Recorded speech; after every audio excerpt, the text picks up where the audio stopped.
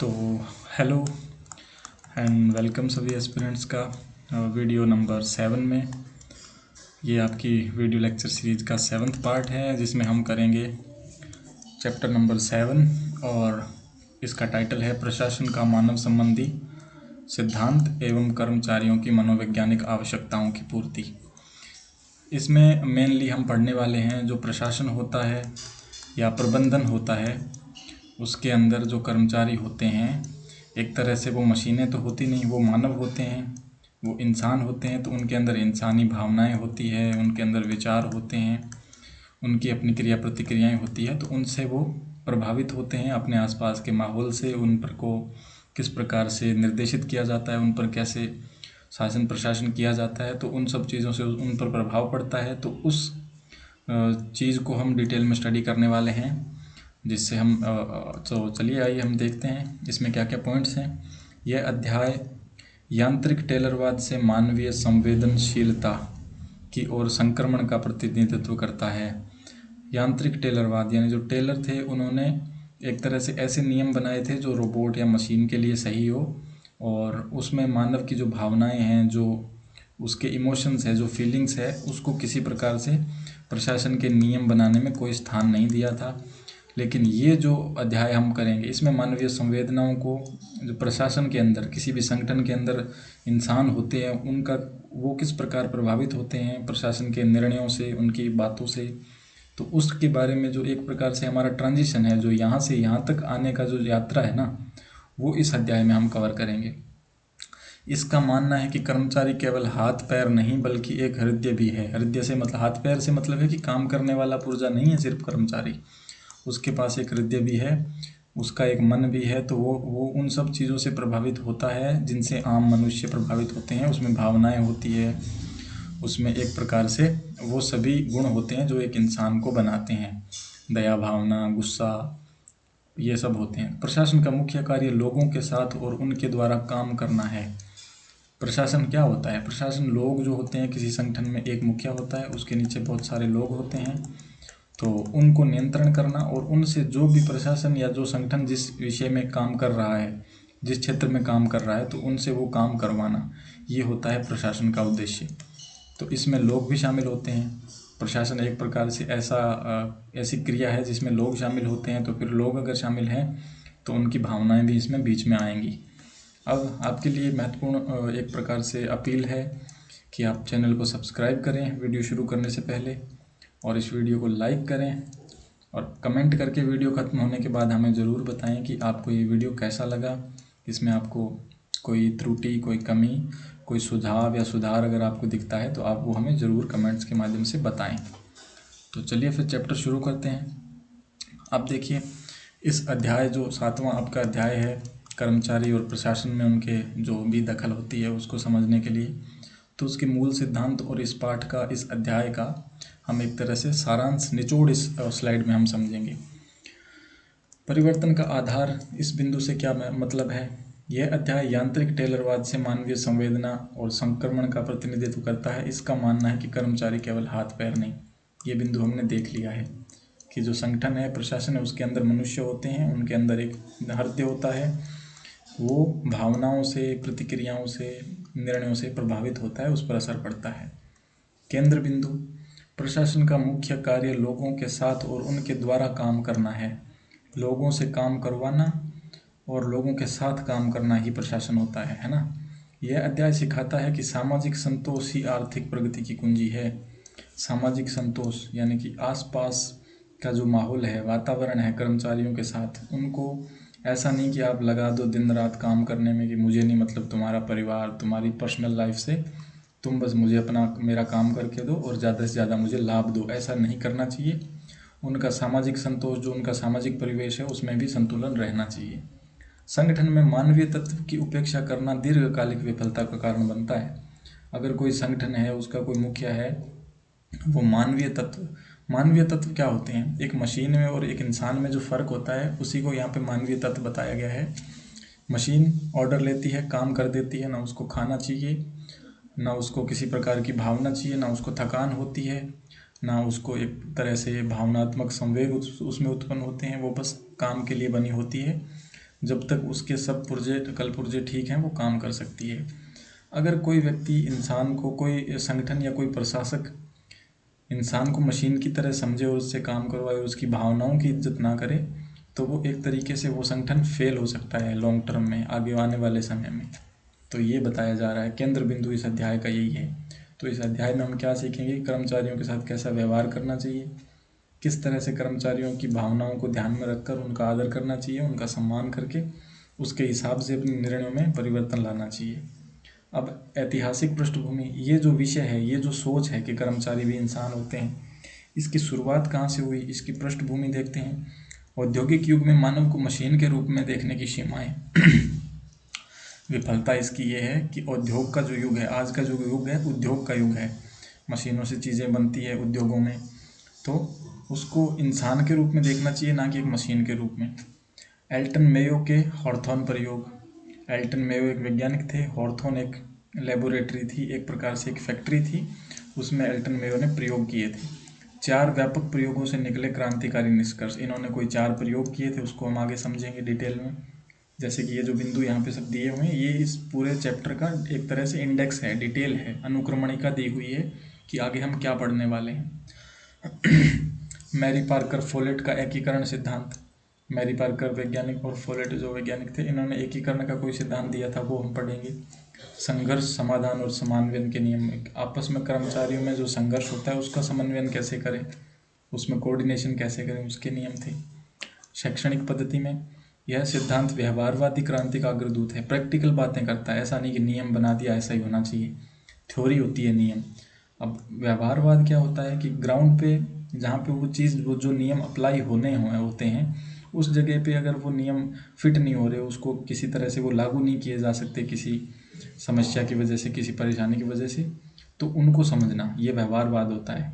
और मन में सोच करके कुछ भी नियम बना देना, वो एक तरीके से उसको थ्योरी कहते हैं। जो औद्योगिक अशांति के समाधान के रूप में मानवीय तत्व को पुनर्स्थापित करता है। उद्योगों से जो, जैसे जिस प्रकार उद्योग में मशीनें आई तो जल्दी जल्दी काम करना, ज़्यादा से ज़्यादा किसी चीज़ का पैदावार करना, ज़्यादा से ज़्यादा लाभ कमाने का जो एक प्रकार से एक सोच बन गई, तो उसमें क्या है, औद्योगिक अशांति बोलते हैं हम इसको, कि मनुष्य का जो जीवन है, मनुष्य जीवन ऐसा तो नहीं कि हर वक्त काम ही काम करेगा, उसको भी बाकी चीज़ों से प्रभाव पड़ता है। तो उसमें मानवीय तत्व जो है, जो इंसान होने में और मशीन होने में जो फ़र्क है, और जो एक इंसान जैसा होता है उसमें जो बातें होती है जो मशीन से अलग होती है, वो मानवीय तत्व इसमें कहीं थोड़े विलोपित हो जाते हैं, उसको कहीं नज़रअंदाज कर दिया जाता है। तो यहाँ पर यह इसको पुनर्स्थापित करने की ज़रूरत है, हमें उसको दोबारा से देखना होगा कि इंसान और मशीन में जो फ़र्क है और इंसान की भावनाओं को हम कैसे आदर करें। इस प्रबंधन विज्ञान में एक नया युग प्रारंभ किया, जहाँ कर्मचारियों की मनोवैज्ञानिक और सामाजिक आवश्यकताओं को प्राथमिकता दी गई। यही बात जो हम कर रहे हैं कि उनकी मानवीय, जो मानव होने के जो गुण हैं उसको, और समाज में उनको क्या चाहिए, किस तरह से वो चाहते हैं अपने आप को एक कर्मचारी के रूप में देखना, समाज में वो क्या पहचान बनाना चाहते हैं एक कामगार के अलावा, उसमें इसको प्राथमिकता दी गई। अगर उनकी ये सब ज़रूरतें पूरी होंगी तो वो अपने मन से काम करेंगे, है ना। मानवीय संबंध सिद्धांत का उदय, मानवीय संबंध यानी कि उद्योग में, किसी भी प्रशासन में मानव होने की जो अच्छाई है, या मानवीय जो विचार भाव हैं, उनको भी इस चीज़ में एक तरह से उसके बारे में भी सोचा जाने लगा, तो ये इस चीज़ का उदय हुआ। 3 प्रमुख विद्वानों की परिभाषाएं और योगदान देखेंगे। चार्टर बर्नार्ड का सहकारी दृष्टिकोण देखेंगे। प्रेरणाओं की अर्थव्यवस्था और सत्ता की स्वीकृति। व्यावहारिक अनुप्रयोग यानी कि प्रैक्टिकल एप्लीकेशंस कैसे कर सकते हैं, उसको कैसे नहीं, वो देखेंगे। कर्मचारियों की आवश्यकताएं और प्रबंधकीय सुधार के सुझाव भी देखेंगे हम। तो ये था हमारे इस पूरे चैप्टर का एक तरह से सार जो हम करने वाले हैं डिटेल में। अभी हमने इनको ऊपर ऊपर से देखा है, सिर्फ इसका टाइटल देखा है, शीर्षक देखा है इन सभी बिंदुओं का, और अब इन सभी बिंदुओं को हम एक एक करके डिटेल में समझेंगे। और तो चलिए फिर आगे बढ़ते हैं। अगली स्लाइड में हम देखते हैं ऐतिहासिक संदर्भ। ये जो सोच है कि कर्मचारी में भी भावनाएं होती है, उसकी भावनाओं को भी हमें आदर करना चाहिए, उसकी भी केयर टेक हमें करनी चाहिए। तो टेलरवाद एक ऐसी अवधारणा है, टेलरवाद का संकट और नए युग का प्रारंभ। अब टेलरवाद एक सोच थी जिसमें सिर्फ इंसानों को मशीन की तरह काम करवाने और उनको एक मशीन समझने का जो है ऐसी सोच थी इस प्रकार की, तो उसका तो संकट आ गया उस सोच पर तो, और नए युग का आरंभ होता है। और वो कैसे आरंभ होता है, उसमें क्या है वो देखते हैं। प्रबंध जगत में, अब प्रबंध है किसी चीज़ का मैनेजमेंट करना, किसी फैक्ट्री का, किसी बैंक का, किसी स्कूल का, किसी कॉलेज का। जो स्टाफ होता है, जो विद्यार्थी होते हैं, उन सब का मैनेज जो करता है वो मैनेजर, या एक तरह से जो पदाधिकारी होता है। उसके संबंध में जगत में 1920 तक टेलरवाद प्रचलित था। 1920 तक टेलर, जो हमने ऊपर के अध्याय में पढ़ा है, वो टेलरवाद प्रचलित था, जिसमें क्या है, टेलर की सोच थी। टेलर वैज्ञानिक थे जिन्होंने ऐसे नियम बनाए थे जो सिर्फ मशीनों पर लागू किए जा सकते थे। कार्य कुशलता तथा उत्पादकता बढ़ाने के लिए अब तक भौतिक व यांत्रिक घटकों पर ही ध्यान दिया जाता था, कि अगर कोई छोटा लड़का है काम करने वाला तो उसको कम पैसे दिए जाएंगे, कोई महिला है तो उसको भी कम पैसे दिए जाएंगे, और पूरा वयस्क व्यक्ति है उसको ज़्यादा पैसे दिए जाएंगे। तो इस तरह के भेदभाव थे कि महिला है तो वो कम काम करेगी, इस सोच के साथ फैक्ट्री में या फिर किसी भी कार्यालय में उसको कम फीस दी जाती थी। 1920 तक यही सिस्टम था, और इस सोच के पीछे कारण ये था कि ये उत्पादन कम करेंगे, ये कम काम करेंगे। टेलरवाद के परिणामों श्रमिक वर्ग की अमानुषीकरण की स्थिति तथा श्रमिक संगठन के आंदोलनों के कारण प्रबंधन एवं संगठन की नई समस्या खड़ी हो गई। अब टेलरवाद के क्या परिणाम हुए, जो टेलर वैज्ञानिक थे उन्होंने जो नियम बनाए प्रबंधन के लिए, उसमें श्रमिक वर्ग की अमानुषीकरण, यानी कि जो इंसानों के साथ व्यवहार होना चाहिए ना, वो वैसा व्यवहार श्रमिकों के साथ नहीं हो रहा था।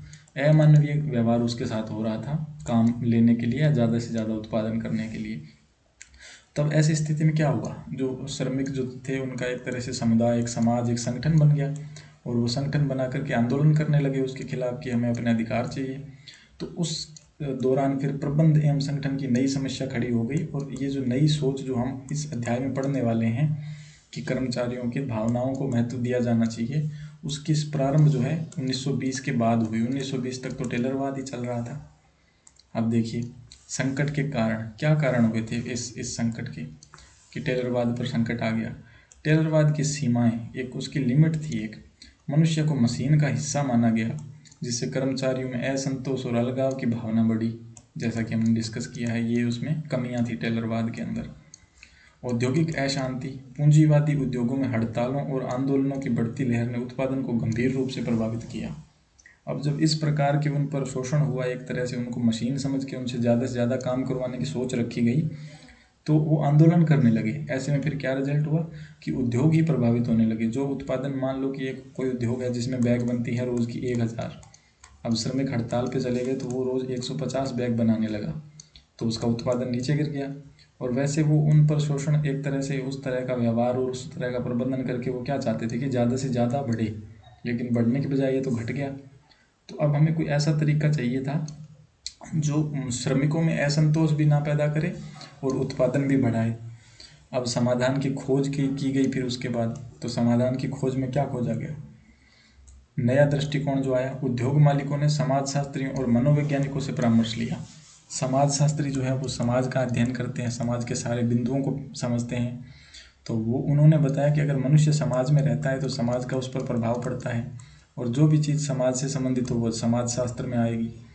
तो समाजशास्त्रियों ने भी बताया और मनोवैज्ञानिकों ने भी बताया कि एक व्यक्ति ऐसी हालत में क्या सोचेगा, किस तरह से वो रिएक्ट करेगा, क्या प्रतिक्रिया देगा। तो परामर्श लेने के बाद उनको जो समाधान है वो मिला कि नहीं, वो आगे देखते हैं। मूल कारण, औद्योगिक समस्याओं का वास्तविक कारण मानवीय संबंधों का अभाव पहचाना गया। और इस समाधान से हमें क्या पता चला, ये जो क्रिया की गई समाजशास्त्रियों और मनोवैज्ञानिकों से जब परामर्श लिया गया, तो कि जो इंसान है उनकी भावनाओं को समझो। आप किसी को आप 10 घंटे काम नहीं करवा सकते जबकि उसके घर में कोई दिक्कत हो, जब वो बीमार हो, भावनात्मक रूप से जब वो अस्थिर हो, उसके दिमाग में कोई किसी प्रकार की चिंता हो, तो ऐसे व्यक्ति से काम करवाओगे, उस पर दबाव डालोगे, तो वो आपको एक तरह से नुकसान ही है ना। तो ये हमें पता चला समाधान की खोज के दौरान। अब नए युग का जन्म होता है। अब नए युग में क्या विचारधारा में बदलाव आए, परंपरावादी विचारधाराओं की कमियों को उजागर किया गया। परंपरावादी विचारधारा यानी कि जो पहले से जो चली आ रही थी ना, कि इंसानों को बस मशीन की तरह लगाए रखो पूरा दिन काम में, उनका जीवन में क्या चल रहा है वो हमसे उनका मतलब नहीं है। तो उनकी कमियों को उजागर किया गया नए समय में। मानवीय संबंध सिद्धांत, एक नई प्रगतिशील विचारधारा का उदय हुआ जो कर्मचारियों को मानवीय गरिमा प्रदान करती है। अब उद्योगों में ऐसी विचारधारा आने लगी काम करने के स्थानों पर प्रबंधन के नियमों में, कि इंसान को इंसान की तरह ही समझो, उसको उसकी भावनाओं की भी कदर करो, उसकी जो मानसिक स्थिति है उसको भी समझो, इंसान के जो जो गुण होते हैं उनको पहले विचार करो, उसके बाद उसको उस हिसाब से काम और जो उसका जो कर्तव्य है वो दो। अब मुख्य निष्कर्ष क्या निकलता है इस सब से कि मशीनीकरण से मानवीकरण की ओर, मानव को मशीन समझने के बजाय मानव को मानव ही समझा जाए।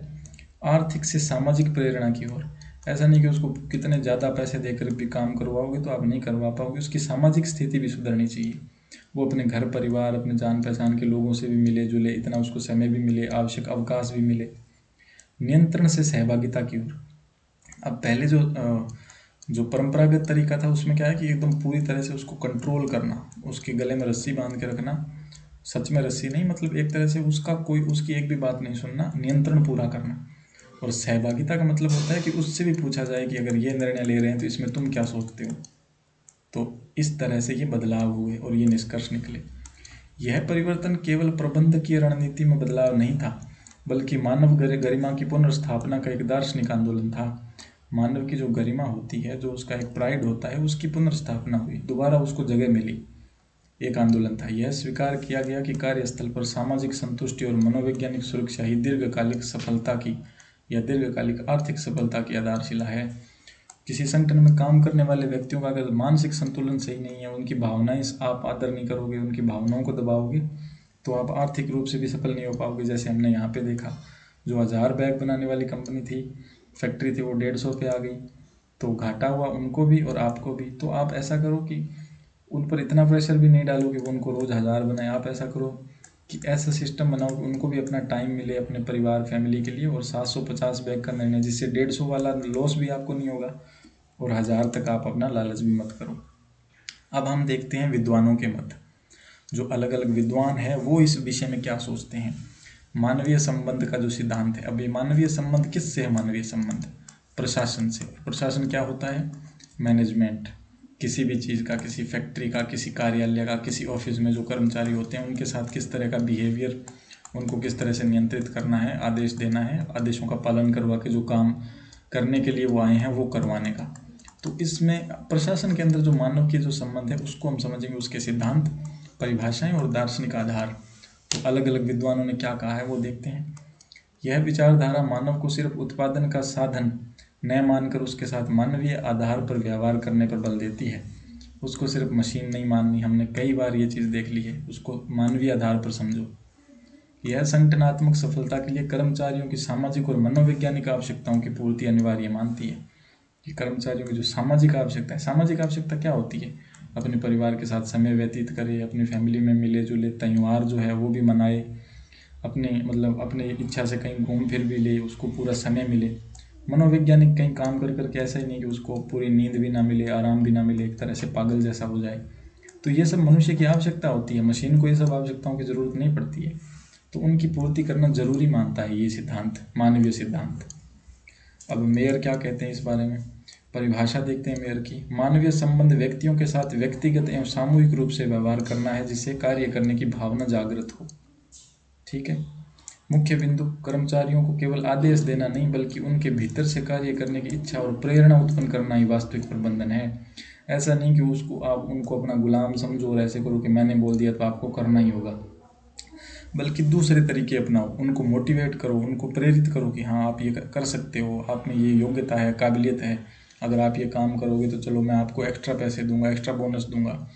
जैसे कुछ कंपनियां ये भी करती है कि अगर वो कर्मचारी अच्छे से काम करता है तो उसको भ्रमण करने के लिए भेजती है, ट्रिप देती है, उसका खर्चा खुद उठाती है। तो ये सब बिंदु मानवीय जो सिद्धांत है उसके दौरान ही आए थे। ठीक है। अब जोसेफ एल मैसी क्या कहते हैं, परिभाषा, वह प्रक्रिया जिसके द्वारा एक प्रशासक ऐसे लक्ष्यों के बीच संतुलन स्थापित करता है जिससे अधिकतम मानवीय संतुष्टि मिले।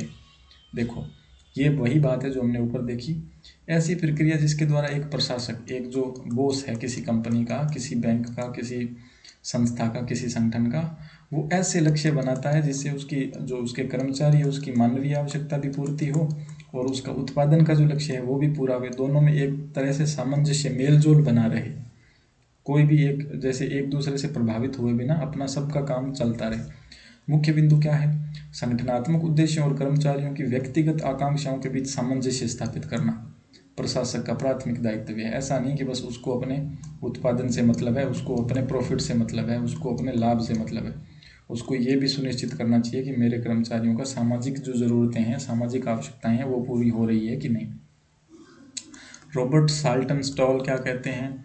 ये कह रहे हैं कार्यरत व्यक्तियों का अध्ययन ही मानवीय संबंध है। जो काम करने वाले व्यक्ति हैं उनको समझना, उनको अध्ययन करना, उनको पढ़ना कि कौन व्यक्ति कैसा है, किसकी मानसिकता क्या है, किसका मनोविज्ञान क्या कहता है, इस प्रकार से उसको समझ करके फिर उसको उस हिसाब से काम करवाना, यह कार्य के प्रति उनके व्यवहार का विश्लेषण है। ऐसा नहीं कि सबको एक बराबर पैसे मिलेंगे, सबको एक बराबर काम करना। कोई व्यक्ति ऐसा भी होता है जो काम करने में अच्छा है, लेकिन उसको थोड़ा भी बोल दो आप कुछ उल्टा सीधा तो वो नहीं सुनेगा। एक व्यक्ति ऐसा है जो काम नहीं करेगा, कम काम करेगा, काम चोरी करेगा, लेकिन उसको आप कुछ भी बोलते रहो, उस पर फर्क नहीं पड़ेगा। तो इन चीज़ों को एनालाइज करना होता है, देखना समझना होता है कि कौन कैसा है। ये ही मानवीय सिद्धांत है। मुख्य बिंदु, मानवीय संबंध एक अनुसंधान क्षेत्र है, एक रिसर्च का सब्जेक्ट है। ये रिसर्च हो सकती है इस विषय पर, ऐसा विषय है ये, जो कर्मचारियों के व्यवहार, अभिप्रेरणा और कार्य संतुष्टि का वैज्ञानिक अध्ययन करता है। मानवीय संबंध में ये सब बातें हैं कि कोई व्यक्ति ऐसा है जो काम करके खुश होता है, कोई ऐसा है जो काम चोरी करके खुश होता है। तो इन सब का अध्ययन हम किस में करते हैं? प्रशासन या प्रबंधन के मानवीय सिद्धांत के अंदर। एल्टन मेयो का मूल मंत्र। अब एल्टन मेयो क्या कह रहे हैं? मानवीय संबंध से आशय कर्मचारियों के हितों को संगठन के सामान्य हितों के साथ एकत्रित करना। अब ऐसा भी नहीं कर सकते कि कर्मचारियों को पूरी छुट्टी दे दी, फुल सुविधाएं दे दी, अच्छे खासे पैसे दे दिए, पर जो संगठन है, जो फैक्ट्री है या जो भी संस्था है, उसका जो कार्य है वो हो ही नहीं पाए। अब एक स्कूल या कोई कॉलेज अपने टीचरों को फुल सुविधा दे, अच्छा वेतन दे दे, पर जो उनका कार्य है, जो कक्षाएं लगाना है, जो बच्चों को पढ़ाना है, वो उनको बोल दे कि चलो आप कक्षा में भी मत जाओ, बैठे रहो, तो वो भी तो नहीं हो सकता ना। दोनों को, उनको सुविधाएं भी देनी है और संगठन का जो कार्य है वो भी करवाना है, दोनों में सामंजस्य बनाना है। यह एकीकरण तभी संभव है जब प्रबंधन अधिकारियों को महज संसाधन के रूप में नहीं। ये चीज़ कब पॉसिबल हो सकती है दोनों में मेल जोल? जब जो एकीकृत जो प्रबंधन है, जो मैनेजमेंट है, जो उनका बॉस है, वो उनको सिर्फ एक इंसान या फिर एक रिसोर्सेज ही ना समझे। ऐसा नहीं समझे कि ये तो बस एक साधन है काम करने का, बल्कि संगठन के सहभागी और महत्वपूर्ण सदस्य के रूप में देखें। उनको इस तरह से देखने कि ये हमारे पार्टनर हैं इस संगठन के अंदर, इस बिजनेस के अंदर। तब वो एक तरह से दोनों का मेल जोल बना रहेगा। इन परिभाषाओं का सार यह है कि प्रभावी प्रबंधन केवल तकनीकी दक्षता का विषय नहीं है। ऐसा नहीं है कि तकनीक लगा करके आप अच्छा मैनेजमेंट कर सकते हो, बल्कि यह मानवीय संवेदनशीलता, सामाजिक समझ और मनोवैज्ञानिक अंतर्दृष्टि की मांग करता है। मनोवैज्ञानिक अंतर्दृष्टि, उनके मन को समझना, कर्मचारियों के सामाजिक समझ, समाज में व्यक्ति कैसे रिएक्ट करता है, कैसे एक प्रकार से प्रतिक्रिया देता है, और संवेदनशीलता, कौन कितना संवेदनशील है उस पर, उसको समझना, ये सब प्रशासन और प्रबंधन के अंतर्गत आता है। अब एल्टन मेयो का जो प्रयोग है वो देखेंगे हम, और एल्टन मेयो के प्रयोग में हमें क्या देखने को मिलेगा। कोई देखिए, एल्टन मेयो के प्रयोग को अगर समझना है हमें, तो उसके लिए हमें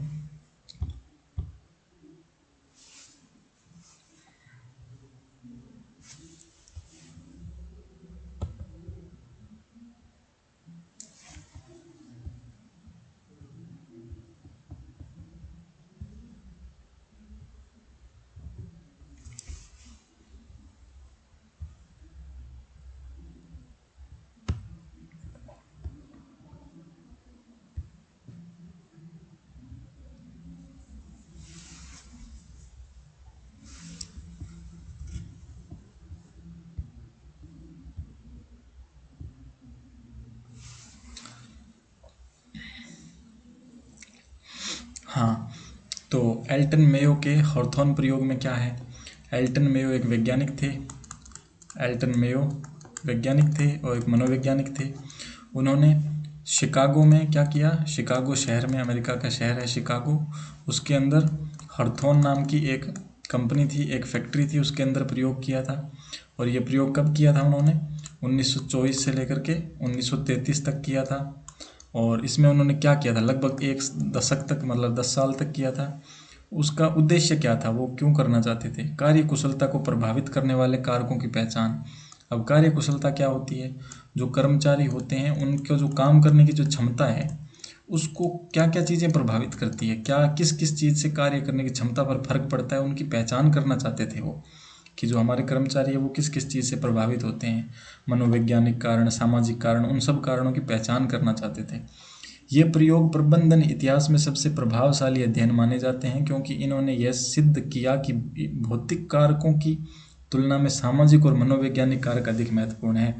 ये जो एल्टन मेयो के जो प्रयोग थे, इन्होंने क्या सिद्ध किया कि जो सामाजिक और जो भौतिक कारण होते हैं, एक तरह से उनसे ज़्यादा महत्वपूर्ण होता है सामाजिक और मनोवैज्ञानिक कारण, कि समाज में व्यक्ति की स्थिति कैसी है, उसका मनोवैज्ञानिक स्तर कैसा है, उस पर भी निर्भर करता है कि वो व्यक्ति किस तरह से काम करेगा, अच्छे से काम करेगा कि वो अपने काम में गड़बड़ कर देगा। अब इसके बाद हम देखेंगे प्रकाश का प्रयोग। प्रकाश के प्रयोग में क्या है, ये एल्टन मेयो का जो प्रयोग था उसी के अंतर्गत ये चीज़ें हुई थी। प्रकाश का प्रयोग पहला प्रयोग था उनका। प्रयोग की विधि क्या थी, प्रकाश की तीव्रता बढ़ाने से उत्पादकता बढ़ेगी। जैसे एक फैक्ट्री है, जैसे मान लो ये फैक्ट्री दी हुई है, तो इस फैक्ट्री में अगर थोड़ी लाइट है, जैसे कम रोशनी है, तो कर्मचारियों के काम करने का जो तरीका है उस पर प्रभाव पड़ेगा। अंधेरे में आदमी धीरे से काम करेगा, कम काम करेगा, देख देख के काम करेगा। वही फुल रोशनी हो, अच्छे से लाइट की व्यवस्था हो, तो अपने मतलब खुले मन से काम कर पाएगा, उस पर किसी प्रकार की एक तरह से मनोवैज्ञानिक असर नहीं पड़ेगा उस चीज़ का। तो ये उन्होंने प्रयोग करके देखा था, और उससे क्या निष्कर्ष निकला कि प्रकाश कम करने पर भी उत्पादकता बढ़ी रहती, यहाँ तक कि जब प्रकाश लगभग चांदनी के बराबर हो गया तब भी उत्पादन में कमी नहीं आई। अब महत्वपूर्ण बिंदु क्या है, भौतिक कारक जैसे प्रकाश कार्य कुशलता में मुख्य निर्धारक नहीं है, कुछ अन्य दृश्य कारक कर रहे अदृश्य कारक कार्य कर रहे हैं, जो कि मनोवैज्ञानिक और सामाजिक प्रकृति के थे। तो देखिए इन्होंने जो निर्णय निकाला उसमें ये था कि चांदनी के बराबर भी अगर प्रकाश हो गया तो कार्य क्षमता पर कोई असर नहीं पड़ा, वो वैसे ही काम करते रहे उनके जो कर्मचारी थे। तो उनको ये पता लगा कि जो प्रकाश है या जो हवा है, जो भी भौतिक कारण होते हैं, उनके अलावा कोई ऐसा कारण होता है जो प्रभावित करता है, भौतिक कारण प्रभावित नहीं करते हैं इस चीज़ को। और दूसरा उन्होंने किया relay assembly room test room. तो रिले असेंबली टेस्ट रूम में जो प्रयोग था उसमें क्या था, रिले असेंबली टेस्ट रूम में प्रयोग की विधि क्या थी, 6 महिला कर्मचारियों को एक समूह अलग अलग कमरे में टेलीफोन रिले जोड़ने का कार्य करता था। इस प्रयोग में काम के घंटे घटाए गए, विश्राम के अंतराल दिए गए और नाश्ते की व्यवस्था की गई। काम करने के जो घंटे हैं ना, जैसे 10 घंटे काम करना है तो उसको 8 घंटे कर दिया गया, बीच में 8 घंटे में 2 छुट्टियां रख दी गई, 2-2 घंटे के बाद 2 घंटे काम किया, फिर छुट्टी, फिर खाने पीने की व्यवस्था की गई, नाश्ते की व्यवस्था की गई, ये सब व्यवस्था की गई। अब उसमें प्रगतिशील परिवर्तन क्या हुए, धीरे धीरे कार्य दिवस को 8 से घटाकर 7 घंटे कर दिया गया। 8 घंटे का पहले काम था तो 7 घंटे का कर दिया। सप्ताह में 5 दिन का कार्य, सैटरडे और संडे की छुट्टी रख दी गई उनकी, और उसके बाद और 2 छोटे विश्राम अंतराल जोड़े गए। यानी कि अब जैसे 7 घंटे काम है तो 3 घंटे काम करने के बाद थोड़ा, उसके बाद 2 घंटे काम करने के बाद 5 घंटे के बाद एक छोटा ब्रेक मिल गया। तो बीच बीच में विश्राम से वो क्या है, तरोताज़ा हो जाते हैं, उनकी एनर्जी थोड़ी देर विश्राम करने के बाद वापस आ जाती है। तो ये परिवर्तन किया गया। और इसमें अप्रत्याशित खोज क्या हुई, सभी सुविधाएं हटा लेने के बाद भी उत्पादकता बनी रही। शोधकर्ताओं ने पाया कि उत्पादकता इसलिए बढ़ी क्योंकि महिलाओं को एक समूह के रूप में महत्व और मान्यता मिली। उन्होंने क्या खोज में पाया कि महिलाओं को एक समूह के रूप में मान्यता मिली, उन पर कोई सख्त निगरानी नहीं थी। निगरानी नहीं रखेंगे तो काम अच्छे से करेंगे, वो अपने मन से कार्य करेंगे, नहीं तो वो दबाव में रहते हैं, सोचते रहते हैं कि ये मुझ पर नज़र रख रहे हैं, मैं कहीं गलती ना कर दूं, इसमें वो ज़्यादा गलती करते हैं और उसमें दबाव रहता है इंसान के ऊपर। वे अपने काम में स्वायत्तता महसूस कर रही थी। स्वायत्तता मतलब वो ऐसा समझ रही कि ये काम मेरे ही अंडर है, मेरे ही एक प्रकार से मेरे ही नीचे हो रहा है, तो मैं इसका पूरा जो है जिम्मेदारी है मेरी, दूसरा मुझे कोई निगरानी मेरी नहीं कर रहा है। उन्हें प्रयोग का हिस्सा लेने पर गर्व था। जो प्रयोग उन पर हो रहा था कि इस प्रकार से आपको एक प्रकार की व्यवस्था देंगे जिसमें नाश्ता ये सब मिलेगा, तो जो प्रयोग उन पर किया गया उस पर हिस्सा लेने पर भी उनको गर्व था। क्रांतिकारी निष्कर्ष क्या निकला, थकान और भौतिक दशाएं गौण हैं। थकान जो है मतलब उन पर इतना वो नहीं फर्क पड़ा कि थकान और बीच में ब्रेक देना और ये सब उनको नहीं उस चीज़ से फर्क पड़ा।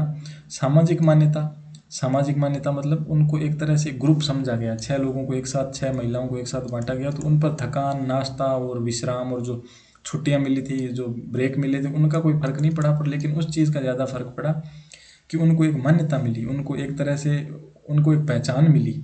समूह की भावना और उदार पर्यवेक्षण ही उदारता के वास्तविक चालक हैं। मतलब उनको इंसान की तरह समझा गया, उनकी एक तरह से उसमें इज्जत की गई और उनको कार्य का महत्वपूर्ण हिस्सा समझा गया, इसलिए वो ज़्यादा काम कर रही थी महिलाएं। तो ये उनकी रिसर्च में उनको सामने आया। अब हम देखेंगे कि जो हॉर्थॉन प्रयोग है वो भाग 2, इसमें क्या हमें पता लगता है। तो तीसरा प्रयोग जो है हॉर्थॉन प्रयोग के अंदर, तीसरा प्रयोग उन्होंने ये भी किया था, साक्षात्कार कार्यक्रम यानी कि मास इंटरव्यूइंग प्रोग्राम। इसमें व्यापकता कब से कब तक किया था, 1928 से उन्होंने 1930 तक किया था। और कंपनी 28 से 30 के बीच कंपनी के लगभग 20,000 कर्मचारियों का विस्तृत साक्षात्कार किया गया। कंपनी के जो 20,000 कर्मचारी थे उनका इंटरव्यू लिया गया हॉर्थॉन कंपनी में। यह प्रबंधन इतिहास में सबसे व्यापक कर्मचारी अध्ययन था। जो मैनेजमेंट का इतिहास है, जो प्रबंधन और प्रशासन का इतिहास है, उसमें आज तक का सबसे बड़ा जो इंटरव्यू है या सबसे बड़ी जो कर्मचारियों की स्टडी है, कर्मचारियों का अध्ययन है, वो सबसे बड़ा यही था। साक्षात की प्रकृति, किस प्रकार का साक्षात्कार लिया गया। यह साक्षात्कार खुले और गैर निर्देशात्मक थे। कर्मचारियों को अपनी समस्याएं, शिकायतें, आकांक्षाएं यानी वो क्या उम्मीद करते हैं कंपनी से, और कार्य अनुभव, उनको काम के दौरान क्या क्या उन्होंने सीखा, क्या अनुभव, स्वतंत्र रूप से व्यक्त करने का अवसर दिया गया। उनको खुला छोड़ दिया गया, कोई उन पर वो दबाव नहीं था, कोई उनसे अपेक्षाएं नहीं थी। और उनको पूछा गया समस्याएं, शिकायतें और वो उम्मीदें क्या है उनको कंपनी से, ये सब पूछा गया। प्रमुख खोज क्या हुई, परामर्श का प्रभाव पड़ता है, ये खोज की गई। काउंसलिंग का इफेक्ट होता है। कर्मचारी अपनी समस्याओं और भावनाओं को किसी सहानुभूतिपूर्ण श्रोता के सामने व्यक्त करके मानसिक रूप से हल्का महसूस करते हैं। कहते हैं दुख बांटने से बढ़ता है। तो यही उनके साथ हुआ कि उनको कोई सुनने वाला मिल गया। उनकी कोई समस्या है तो कुछ भी उनका जो भी उनके मन की जो स्थिति है उसको एक बार कोई सुन लेता है तो वो थोड़ा कम हो जाता है। तो इसे मनोविज्ञान में कैथारसिस, मनोनिश्रण कहा जाता है। कैथारसिस का मतलब है किसी चीज़ का निचोड़ देना, एक तरह से जो दुख है, जो समस्या है, वो दूसरे को बता करके वो हल्का हो गए, तो उससे उनके मन का बोझ कम हो गया। पर्यवेक्षण का महत्व, साक्षात्कारों से यह भी पता चला कि पर्यवेक्षक का व्यवहार संवाद शैली उत्पादन को गहराई से प्रभावित करती है। जो उनके ऊपर निगरानी रखने वाला जो व्यक्ति होता है वो किस तरह से व्यवहार करता है, किस तरह से बोलता है उनके साथ, किस तरह की भाषा का उपयोग करता है। तू तड़ाक करता है तो वो फिर दुखी होंगे, अगर आराम से पोलाइटली बात करता है तो उस प्रकार का प्रभाव पड़ेगा, तो वो भी उत्पादन जो है उससे भी प्रभावित होता है। कठोर और असंवेदनशील पर्यवेक्षण से कर्मचारी का मनोबल गिरता है। अगर कठोरता से बात करो तो मनोबल गिरेगा, कर्मचारी वो दुखी रहेगा। शिकायतों का वास्तविक अर्थ, शोधकर्ताओं ने पाया कि कई बार कर्मचारियों की शिकायतें वास्तविक समस्या के बजाय आंतरिक असंतोष का लक्षण होती है। कई बार जो समस्या वो कर्मचारी बता रहे हैं वो समस्या होती नहीं है, वो उनको महसूस हो रहा होता है। आंतरिक उनकी मानसिक स्थिति ऐसी हो जाती है कि उनको वो समस्या लगने लगती है। उदाहरण के लिए वेतन की शिकायत वास्तव में सम्मान की कमी को व्यक्त करती है। अगर कोई व्यक्ति, एक व्यक्ति सेम काम 400 में करता है, दूसरा व्यक्ति 600 में करता है, तो 400 वाले का लगेगा कि मेरे को ये कम समझते हैं मुझे, और एक तरह से मुझे नीचा समझते हैं और इसीलिए मुझे कम वेतन देते हैं। तो वो ऐसा नहीं है कि वो पैसे के लिए कह रहा है कि मेरा वेतन बढ़ाओ, एक तरह से वो इज्जत की भी बात है। तो ये भी इनको इस साक्षात्कार कार्यक्रम के दौरान जानने को मिला। अब चौथा प्रयोग क्या किया हॉर्थॉन फैक्ट्री के अंदर, इन्होंने किया बैंक वायरिंग ऑब्जर्वेशन रूम प्रयोग किया। इसमें क्या था, प्रयोग की संरचना कैसी थी। 14 पुरुष कर्मचारियों को 9 तार जोड़ने वाले, 3 सोल्डरिंग करने वाले और 2 निरीक्षक का गहन अवलोकन किया गया। ये 14 व्यक्ति थे जिसमें 9 तार जोड़ने वाले थे, 3 सोल्डरिंग करने वाले थे और 2 निरीक्षक उन पर निगरानी रखने वाले थे। उनका अवलोकन किया गया, उन पर प्रयोग किया गया।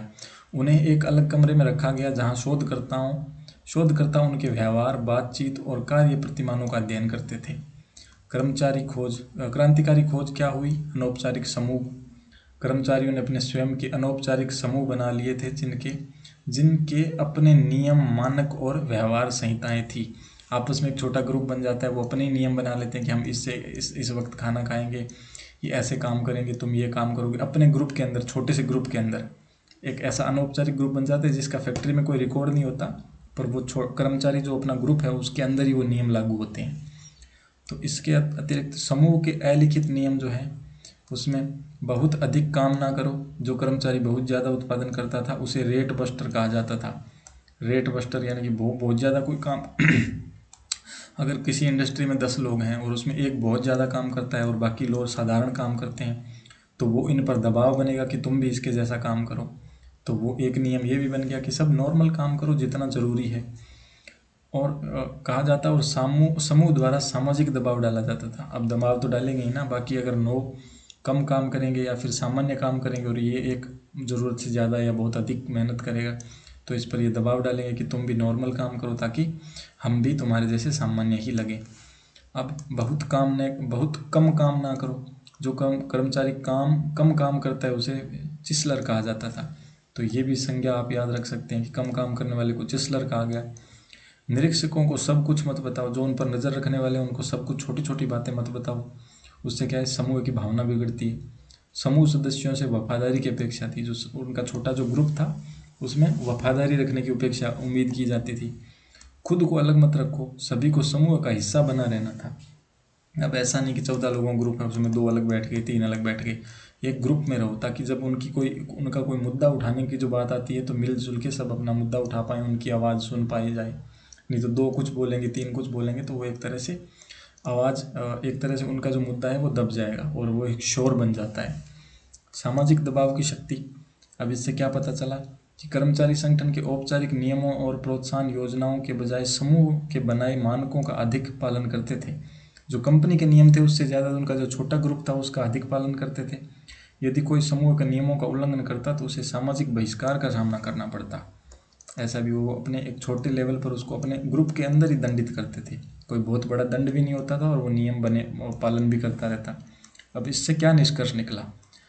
अनौपचारिक संगठन और औपचारिक संगठन से अधिक शक्तिशाली हो सकता है। जो छोटा उनका अपना बनाया हुआ संगठन या ग्रुप था वो ज़्यादा शक्तिशाली हो गया था एक तरह से उनके अंदर। प्रबंधन को इन अनौपचारिक समूहों को समझना और उनके साथ सकारात्मक संबंध बनाना चाहिए। अब जो फैक्ट्री का मालिक है या जो भी प्रबंधक है, उनका मुख्य बॉस है, वो ऐसा नहीं कर सकता कि तुम इन्हें ग्रुप क्यों बना लिया। उसको इन सभी ग्रुप्स को समझना और उनके साथ मिलजुल के चलना ही उसके लिए सही है। अगर वो ग्रुप को ऐसे पॉइंट आउट करेगा या फिर ग्रुप के बारे में कुछ बोलेगा तो उनकी भावनाएं आहत होगी। अब ये हमारे पास इनके मुख्य पॉइंट दिए हुए हैं। प्रयोग का नाम था साक्षात्कार कार्यक्रम, जो हमने यहाँ देखा। इंटरव्यू लिया गया था 20,000 से ज़्यादा लोगों का। उससे क्या निकला? मनोवैज्ञानिक निकास, कैथारसिस हो गया और सहानुभूति पूर्ण सुनवाई का महत्व, कि उनको कोई अपना दुख दर्द सुनने वाला मिल गया तो आधी समस्या तो वैसे ही उनकी प्रॉब्लम जो है सॉल्व हो गई। बैकवायरिंग, इसमें अनौपचारिक समूह जो हमने यहाँ पे पढ़ा, जो छोटे छोटे ग्रुप फैक्ट्री के अंदर ही बनते हैं। जैसे स्कूल के अंदर 4 दोस्तों का एक ग्रुप हो गया एक कक्षा के अंदर, तो उसी तरह से ये फैक्ट्री के अंदर एक ग्रुप बना। तो उससे क्या होता है, सामाजिक दबाव का जो प्रभाव है वो व्यक्तियों पर पड़ता है। अब मानवीय संबंध सिद्धांत के हम मूलभूत तत्व करेंगे कि मानवीय संबंध के जो सिद्धांत है, ये जो सोच है कि मानव के जो संबंध है, जो मानव के एक इंसान होने का जो मतलब है, वो किस प्रकार से प्रभावित होता है, उत्पादन को प्रभावित करता है और उसके क्या क्या मुख्य तत्व हैं, उसमें क्या क्या पॉइंट्स हैं। तो देखो, मेयो और उनके साथियों के व्यापक शोध से निकले 10 स्तंभ आधुनिक प्रबंधन के आधार बन गए। ये तत्व इस बात का प्रबल देते हैं कि संगठन केवल एक आर्थिक इकाई नहीं बल्कि सामाजिक व्यवस्था है।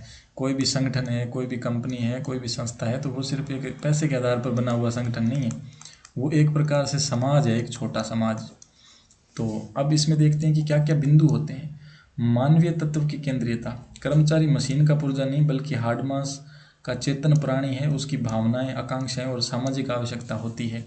ये मानवीय पहल का एक बिंदु है कि कर्मचारी है तो वो मशीन नहीं है, उसके अंदर एक हृदय होता है, उसमें भावनाएं होती है, अपेक्षाएं और आकांक्षाएं होती है, उसकी सामाजिक आवश्यकताएं भी होती है। सामाजिक मनुष्य की अवधारणा, मनुष्य केवल आर्थिक प्राणी नहीं बल्कि जो केवल धन से प्रेरित हो। ऐसा नहीं कि पैसा देकर कुछ भी करवा लो, कितना भी काम करवा लो। वो एक सामाजिक प्राणी है और उसकी सामाजिक आवश्यकताएं होती है। आप किसी को 300 रुपये के काम के लिए एक 10,000 रुपये देकर ये नहीं कह सकते कि तुम्हें घर नहीं जाने देंगे, तो वो इस तरह से नहीं काम करेगा। उसको सामाजिक आवश्यकता भी होती है उसकी। मान्यता एवं आत्मविश्वास के अवसर, कर्मचारियों को अपनी प्रतिभा, कौशल और रचनात्मक प्रदर्शित करने के अवसर मिलने चाहिए। यह उनके आत्मसम्मान और कार्य संतुष्टि को बढ़ाता है। कोई कर्मचारी अपने काम को अपने हिसाब से करना चाहता है, तो ये नहीं कि आप उस पर बल दो, उस पर जोर डालो कि नहीं तुम अपने हिसाब से अपने तरीके से इस काम को नहीं कर सकते। जैसे मैं बता रहा हूँ वैसे ही काम करो। अगर ऐसा करेगा तो उसका मनोबल गिरता है, वो सोचेगा हमारी जो भावनाएं हैं, हमें तो इसमें कुछ समझा ही नहीं जा रहा है, ये तो पूरा अपना तानाशाही जमाई जा रही है यहाँ पर। तो ये है आत्मविश्वास बढ़ाने के लिए। शिकायतों का गहरा अर्थ। कर्मचारियों की शिकायतें अक्सर सतही नहीं होती हैं, वे आंतरिक दुख, असुरक्षा या असंतोष के लक्षण होती है। प्रबंधन को इसके मूल कारणों को समझना चाहिए। ऐसा नहीं है कि बस जो चीज़ें हो रही है उसकी वजह से शिकायत कर रहे हैं। जो चीज़ें कुछ गलत होती हैं किसी संगठन या संस्था में, उससे उस व्यक्ति के दिमाग में जो चीज़ें बनती है, जो मानसिकता उसकी बनती है, उसका कारण होती है वो शिकायत, जो शिकायत कर्मचारी करते हैं। अब अगला बिंदु है सामूहिक कार्य की पहचान या कार्य की भावना।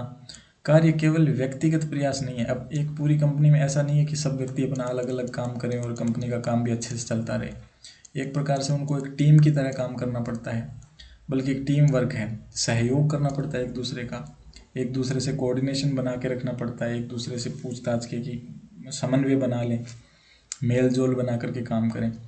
सामूहिक उत्तरदायित्व की भावना विकसित की जानी चाहिए। एक तरह से सबको एक पूरे ग्रुप की तरह समझा जाना चाहिए, ना कि एक एक व्यक्ति से पूछे कि तुमने अपना काम किया, तुमने अपना काम किया। जो पूरे ग्रुप का काम है उससे उसको पूछा जाए कि सामूहिक उत्तरदायित्व, यानी कि जो अकाउंटेबिलिटी है वो पूरे ग्रुप की रखो, ना कि केवल एक व्यक्ति की। अनौपचारिक समूहों को शक्ति को हमने देखा था, जो ये वाला उदाहरण है जिसमें बैक वायरिंग ऑब्जर्वेशन रूम में ये छोटे छोटे जो अनौपचारिक समूह, उसके अंदरूनी जो ग्रुप थे उसकी हमने चीज़ों को समझा। मनोवैज्ञानिक संतुष्टि का महत्व, कि जो मानसिक रूप से व्यक्ति संतुष्ट है कंपनी के अंदर काम करके, उसकी किसी प्रकार की परेशानी नहीं है, संतुष्टि है, तो वो अच्छे से काम करेगा। तो केवल धन और भौतिक सुविधाएं पर्याप्त नहीं है। ऐसा नहीं है कि उसको अच्छे से पैसा दे दो और भौतिक सुविधाएं दे दो। कर्मचारी को कार्यस्थल पर सम्मान, उसको इज्जत भी मिलनी चाहिए, मान्यता भी मिलनी चाहिए, कि उसको इसकी बातों को सुना जाए। ये मनोवैज्ञानिक सुरक्षा है। उसको अगर इज्जत नहीं दोगे, जितना चाहे पैसा दे दो, वो काम करने में उसका मन नहीं लगेगा, वो खुश नहीं रहेगा। तो ये मनोवैज्ञानिक आवश्यकता होती है। सामाजिक कौशल की प्राथमिकता। प्रशासक के पास केवल तकनीक या मशीनी ज्ञान नहीं, बल्कि मानवीय समूह और सामाजिक कौशल होना महत्वपूर्ण है।